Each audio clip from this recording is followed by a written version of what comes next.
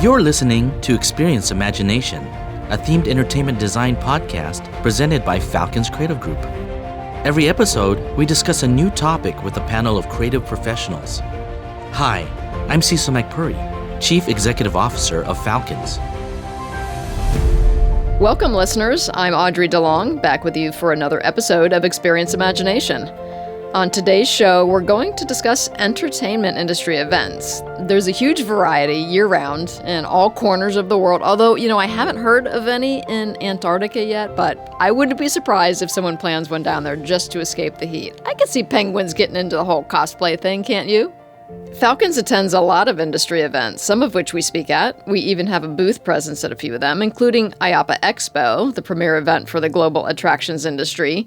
If you've never attended this massive convention in Orlando, I highly recommend it, and bring the kids. We've talked about IAAPA on the show before, and a couple years ago, we recorded guests on the floor of the expo for the podcast, and that was a lot of fun. Today, though, we're going to focus on three other events that are important in the world of entertainment, and those are Comic-Con, InfoComm, and GDC, which is Game Developers Conference. My guests are colleagues of mine, Eric Calderon, Jeffrey Platt, and Jason Embry, who attended these events in the last few months. We're going to do a roundtable discussion, so that's fun. Stick around and enjoy.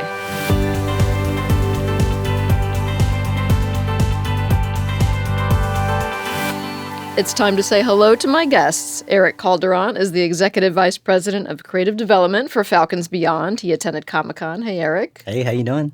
Good.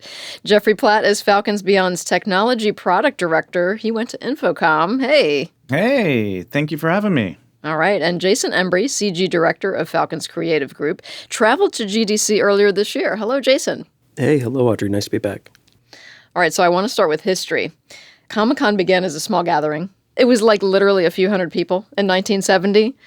So in recent years, that number has grown to 130,000 people, descending upon the San Diego Convention Center and satellite locations because the center can no longer fit the number of annual attendees who come for the celebrity panels but stay for the costume competitions.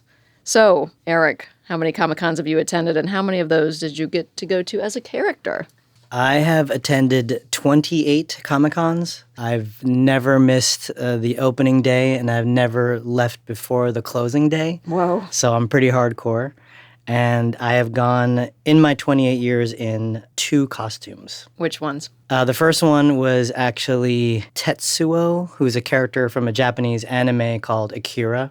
So I actually had a friend who worked in Star Trek Voyager, did some special effects makeup, made an awesome robot arm for me, and gave me a crazy wig. And then the next one I did, which I also did at Anime Expo, is I cosplayed as the Japanese anime director Hayao Miyazaki.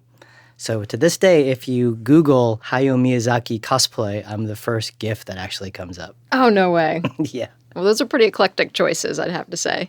I want to understand this cultural phenomenon that is Comic-Con. How has it gotten to this level? Well, Comic-Con is a really incredible cultural event. I think it started off really just as comic culture and science fiction culture. But now it really just became an event for all the fictional universes and all of media. So it's a place now where almost anything is okay as long as it's in fiction. So there's a lot of games, live action movies and TV shows. There's a lot of novels and a lot of comics, of course. And then there's a ton of merchandise and toys and licensed product and unlicensed product that's all based on those fictional universes that we enjoy. Okay, well, we definitely want to come back to you about Comic-Con and other things related to industry trade shows, but we're going to jump over to Jeffrey and talk about InfoComm. Now, this event is the largest professional audiovisual trade show in North America. The thousands of innovative products and solutions on display here support a lot of different industries, including themed entertainment. And so I'm just going to give you guys a sampling. Audio, display, video, streaming, digital signage, security, VR, live events, the list goes on. It's produced by AVIXA, which is the Audiovisual and Integrated Experience Association. So, Jeffrey, you were one of 29,325 people who attended. I was. Yeah. I felt like an ant. Yeah, I'm sure you did. So that was at the Orange County Convention Center. Tell us about the event. What did you see that excited you? The event is always an eye-catching event because there's so much visual stimulation, and you walk into the hall and you're just kind of blown away by all of the content and the exciting new technologies that are thrown at you. Mass visual stimulation and audible stimulation and even sense now. They're playing with sense and stuff like that to kind of really immerse you into these environments and immerse you into the technology. That stuff, is key to being able to create and produce things. Of course, all the attractions that we have, they need these products. Exactly. I mean, technology always has a lot of trends, so things don't last very long. New things come along, shiny objects, like you might say. So what's Love been shiny happening? Objects. Of course, we all do. What's been happening lately on the Pro AV Solutions front? So COVID changed a lot of the ways that we engage, and it also had a huge impact on technology, especially inside of the broadcast and television space. So virtual production has been a very hot topic. Different types of technology had to converge and come together to create kind of newer workflows to be able to allow people to work and stage different things remotely and do basically remote location shooting in places that you would conventionally have to go on set or on location to do. So there was a lot of showcasing of that in action. A lot of new, of course, LED display and technologies being used there, and also camera-based technologies and tracking technologies. So it was an interesting show to see how that's evolved over the course of the last few years. Have you been going to InfoComm as much as Eric has been going to Comic-Con? Well, definitely not for 20 years, but 28. sorry, 28 years. I'm just trying to age Eric for everybody. Hey. Excuse me, but I think it's been a little over 10 years now. So I've seen a lot of technology change over the course of that time. VR is something that's been talked about a lot, and it's not just the last few years. So what's changed on that front? VR has been kind of evolving more into technologies that have also been around. So we're starting to see a lot more push on the augmented reality. So taking a lot of the things that we've learned inside of VR and bringing them more into augmented-based technology. Okay. Well, speaking of technology, the gaming industry has always prided itself on being early adopters and even instigators of change. So, they want to keep creating those immersive experiences for insatiable gamers, right? And one of the top conferences for game developers is GDC. It's held every year in San Francisco now. It caters to that segment of the population. So, Jason, you got to go to GDC back in March. Tell us how you spent your time there. GDC is one of my favorite conventions to attend, and this year was really amazing. Probably the first time in 5 years that the show has been back at full capacity, and just the energy and enthusiasm was just off the hook. And over the course of my week there, I split my focus really between technical-related panels and talks and stuff dedicated to creative direction and art direction. And additionally, I was able to schedule some meetings and catch up with several of our partners and vendors that we worked with over the last couple of years, as well as meeting with leadership at a couple other major companies during the week and prospective new partners and things like that. Yeah, when we know we're going to go to a conference, we usually get a list of sessions. That's right. And they say, pick the ones you want to go to. But there were 700 to choose from. So how did you narrow that down? Yeah, so with so many options, it's really impossible to make it all the things you want to over the course of the week. I was really trying to make sure that I attended panels that had an immediate impact on our needs here in the studio. And I also wanted to attend several panels on studio leadership and management because I'm really focused on improving our interdepartment communication here as we continue to grow. And career progression for our team is really big, as well as strengthening my ability to improve giving creative feedback to large multidisciplinary teams. That's a lot. That's a lot going on in a few days. Yeah, it's a busy 5 days. Yeah, your brain hurt after that, I'm sure. Still hurts. Still hurts. Yeah, we're going to get into some of the benefits that these conferences offer a little bit later on. But speaking of panels, Eric, Comic-Con panels are pretty cool. Which ones did you go to? It was a pretty weird year at Comic-Con because, as everyone, at least in the entertainment industry, knows, there's a double strike going on. That's the WGA, the Writers Guild Association, and SAG, the Screen Actors Guild. So a lot of the key talent at the biggest panels were not permitted to attend. Otherwise, they would be considered crossing the line, of the strike. So, the biggest, most popular room at Comic-Con, which is called Hall H, is usually where the big Marvel panel is, the DC panel, the science fiction panel. And that's when you'll get the, 7, 8, AAA celebrities making appearances. That was all gone this year, just completely gone. And I think Comic-Con in general does a really incredible job of having hundreds and hundreds of panels that really cater to every type of person that might attend, because they really want to cater on one side to people, how do you break into comics? How do you break into animation? How do you break into film and TV? I don't need to go to any of those 100 panels. And then I think the more niche ones, although they're really fun, Comic-Con is a very limited amount of time. So as cool as it might be to listen to 5 authors talk about like who is the best Doctor Who for an hour, I just don't need to be there. What's your opinion on that? Hey, I don't want to cross any strike lines in terms of science fiction franchises here, so I can't take allegiance to any particular doctor. But this year, so I specifically did not go to any panels. So it was a very weird year to not sit in a chair and watch a group of people speak. But I think that was a hallmark of what this year was about. So very unusual year. Yeah, okay. Well, at InfoComm, Jeffrey, you were a speaker. You had a speaking engagement, right? What was your topic? I do like to speak quite a bit. No. I actually spoke on two sessions. One of them was on interactivity and the future trends of interactivity and interactive devices and the way that we engage with different types of technologies around the world.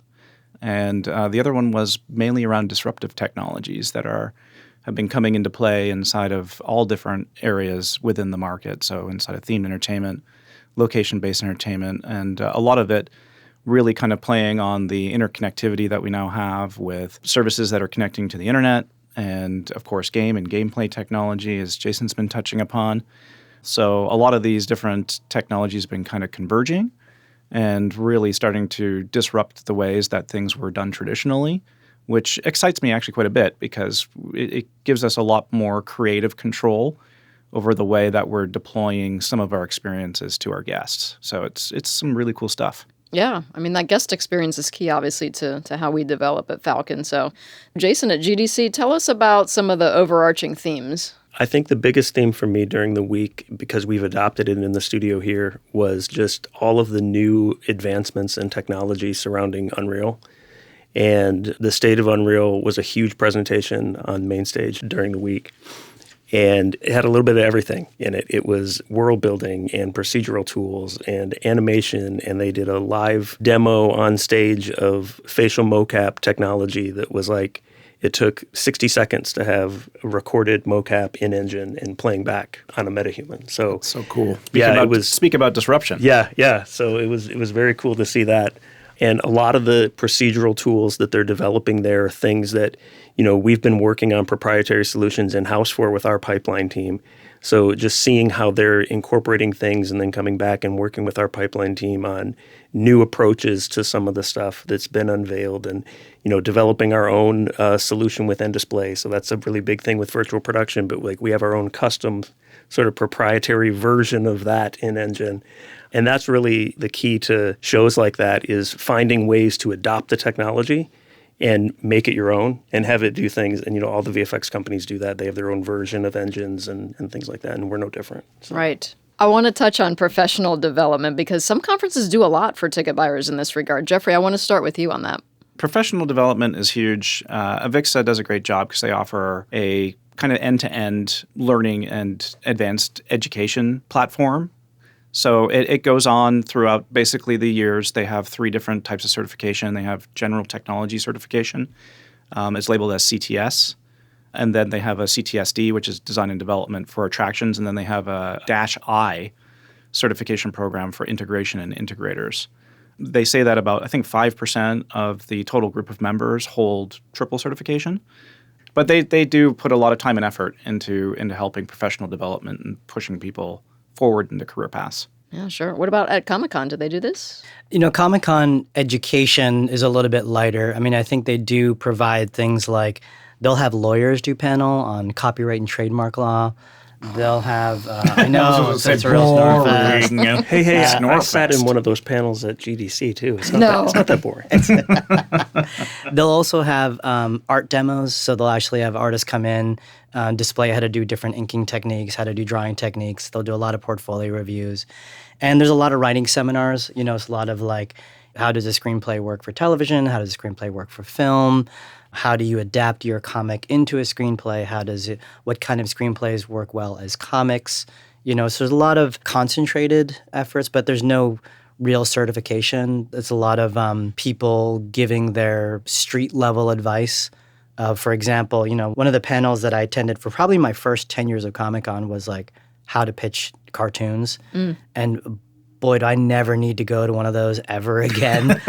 But every year there's another batch of people who want to take an original idea, take something that they've had as a daydream and try to make it as a cartoon or an intellectual property in some form. So I think there's a lot of great places you can bounce around and almost just get, a sniff of the industry so that when you go back, you're just a little bit more informed on how to survive as new creators. Those sound actually really helpful. Very helpful, actually, yeah. Yeah. GDC must have a few too, right, Jason? Usually on the floor, there's a lot of demonstrations happening throughout the week. And some of the ones that I went to, like the Vicon one, they were demonstrating their new camera system and motion capture system. And I went to several other motion capture booths where some are markerless mocap, some are like using AI for mocap. Unreal had a huge section devoted to their new coding language called Verse, which was just really deep dives for an hour in what you can do with this new coding system. Is very similar to like if you know Python or C++, there's some similarities with that. So interesting things like that. Unity did a lot of stuff at their booth for professional development. And they had like little mini panels where it's like, hey, if you want to publish a game on Steam, or hey, if you're looking to get into mobile game development, here are some of the things that you can look at for approaching it that way. Do you have any kind of concrete examples of ideas you brought back and have already started implementing here? Yeah, I think it was really interesting because when I first got there, one of the first panels I went to was on a Tuesday, and I landed, and it was they were in the middle of like a West Coast hurricane. Palm trees were getting uprooted in the street, and and that's on the way to the convention center. So I get there, and I'm like, this day can't get any worse. So I go to this panel. It wasn't what I expected. It was a super deep pipeline dive into like Autodesk, and it was with Square Enix, and it was in Japanese, and there were subtitles, but it was super informative and a really great panel. And I was texting our new pipeline supervisor throughout the whole thing. And so we took a lot of the feedback and information that I gleaned out of that panel and just immediately started applying some of those concepts and things into our workflow and our pipeline here. And it's been really helpful for us as we sort of try to develop a new pipeline here that supports a bunch of different avenues for rendering and animation. And we're actively looking to incorporate a lot more procedural tool creation, as well as like AI scripting within our software packages here that's custom. Yeah, lots of good things happening on that front. Yeah.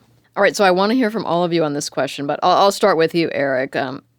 Tell us what you think some of the benefits are that a company like Falcon's reaps by attending these large events. Well, I think for Comic-Con in particular, it's really a moment in time and culture, and it's really, putting your finger on the pulse of where characters and stories and fictional storytelling is going. And I think as so much of what Falcons does is in the world of imagination and fiction, you really have to stay up to date. And so I think this year was one of the big years, and I think this trend has been coming for a long time, that I felt that the style of storytelling, the style of design, and the kind of people who are liking manga and anime are now the mainstream.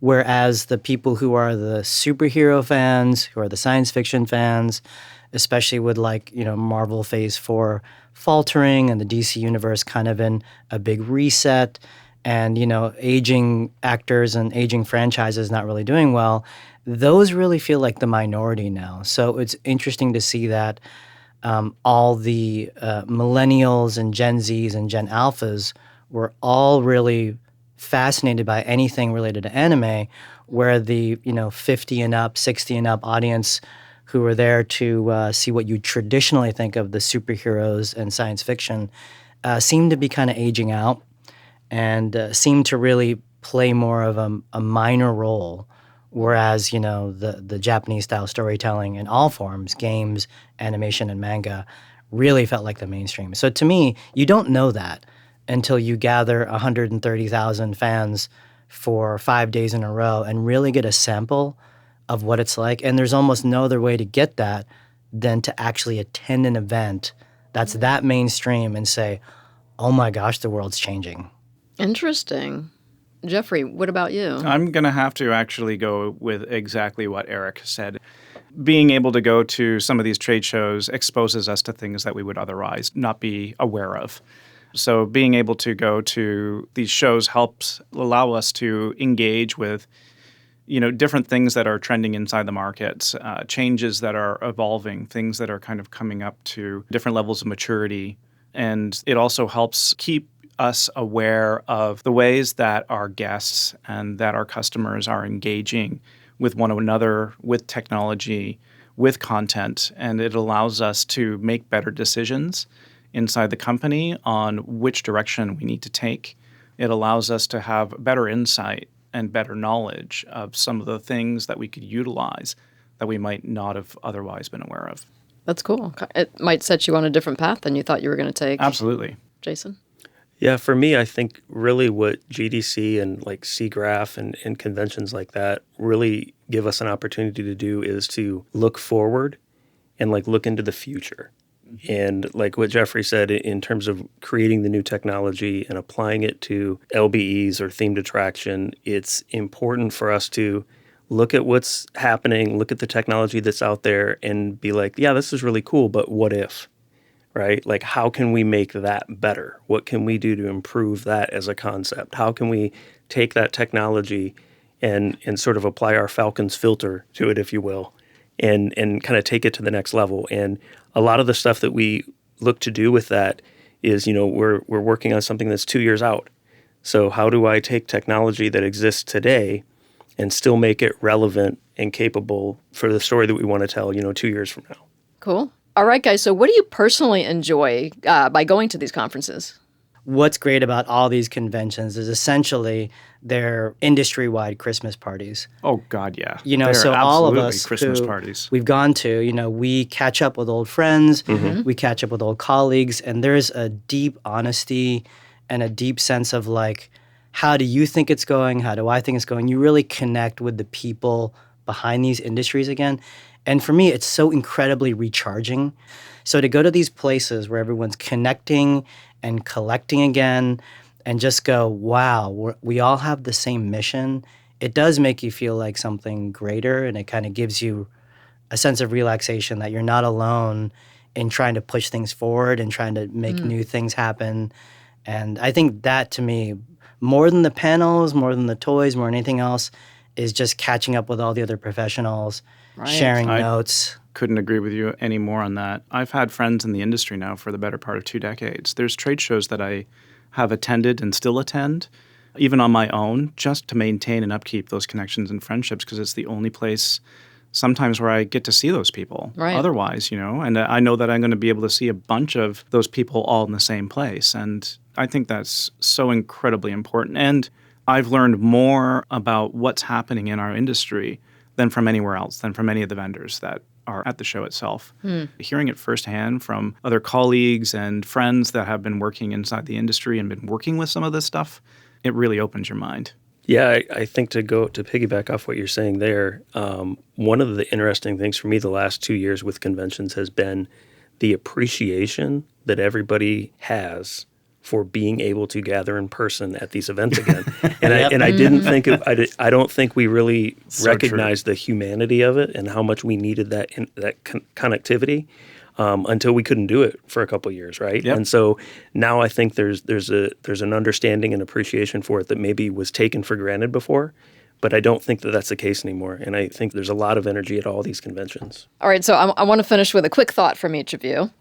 Just try to think of like just a few words, 4 or 5 words that come to mind. And I'm going to start with Eric. When you I'm think of ready for you. Comic-Con, when Oh, you think boy, here we go. Comic-Con, three or 4 words. The 4 words that I came up with, which also includes punctuation at the end, if you don't mind. It's part Sure. of the impact love of it. the double entendre here. I'm going to literally give you 4 words. Eric's 4 words are going to take 450 words. Okay. So it's my 4 words are: the nerds have won? ? So the reason I say it like that is because I think for many, many years, Comic-Con was getting bigger and bigger and bigger and bigger. It was more exciting. But there's a big collapse happening right now. There's a collapse in the industry. There's a collapse of how streaming entertainment's doing, on all the big franchises kind of faltering. And I can feel this big turn. As big as Comic-Con is getting, the metaphor I've been using is it felt like the first days of the last years of Rome. You know, because I can see it starting to collapse in itself, and I can see it aging out. And part of me goes, in 10 years, is Comic-Con going to be sci-fi fantasy con with 50,000 people, where Anime Expo is going to have 300,000? You know, because that's where the mainstream audience and culture is going to be. And also, with all these big franchises kind of collapsing, you know, who's going to take the reins? You know, we might not be the center of storytelling in the next 50 years. It might be Asia.